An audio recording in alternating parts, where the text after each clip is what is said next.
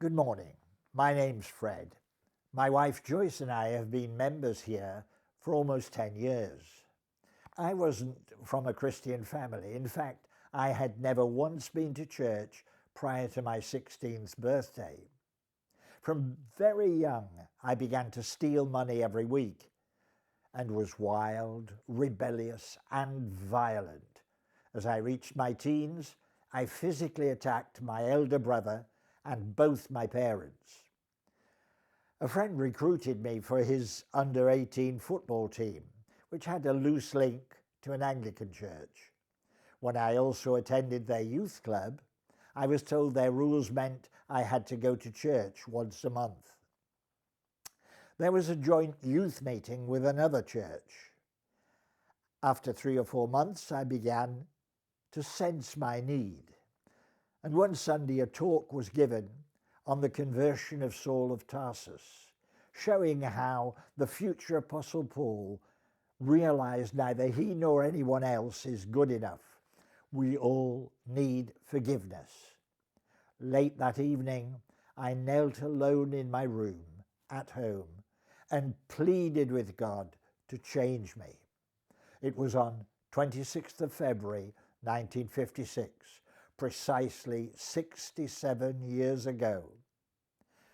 I woke up feeling great peace and certainty that the Lord had pardoned me.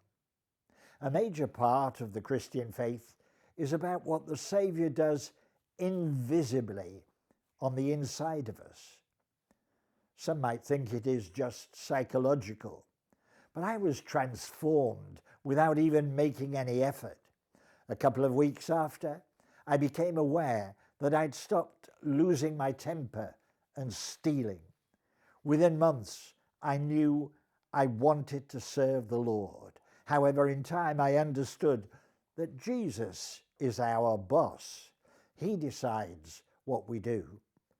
I went to university, so there was no rush.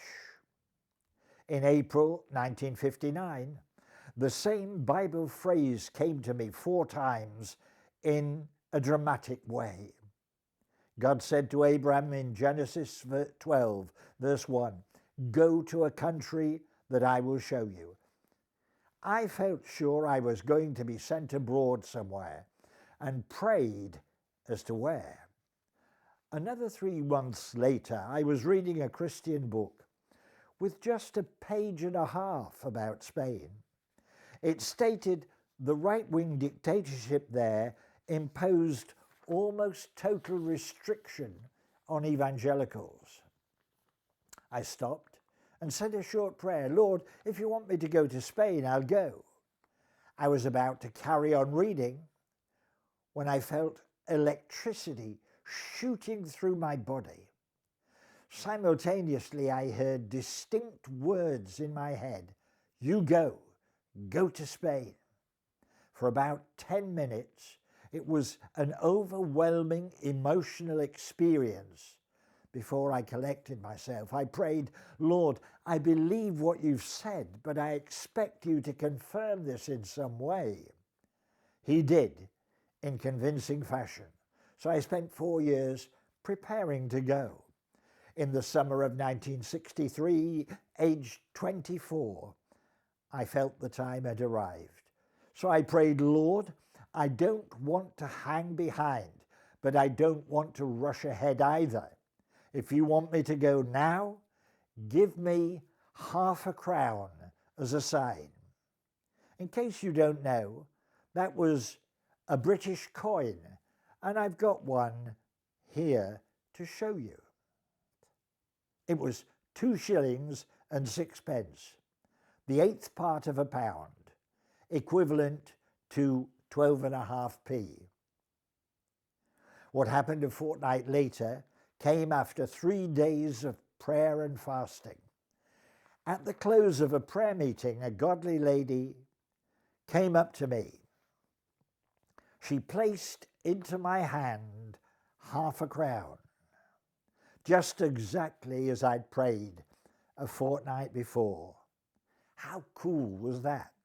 I studied 300 hours of Spanish in just over a month, 8 to 10 hours a day, 6 days a week. Just 6 days before I left, I didn't have the fare to Dover, let alone to Barcelona. Within another few weeks, I began preaching in Spanish for the first time. I pioneered churches in Spain for over 20 years, till family circumstances brought us back to the UK. I've returned annually at least once a year for between 1 and 6 weeks on preaching trips ever since. Why? There's lots to do there.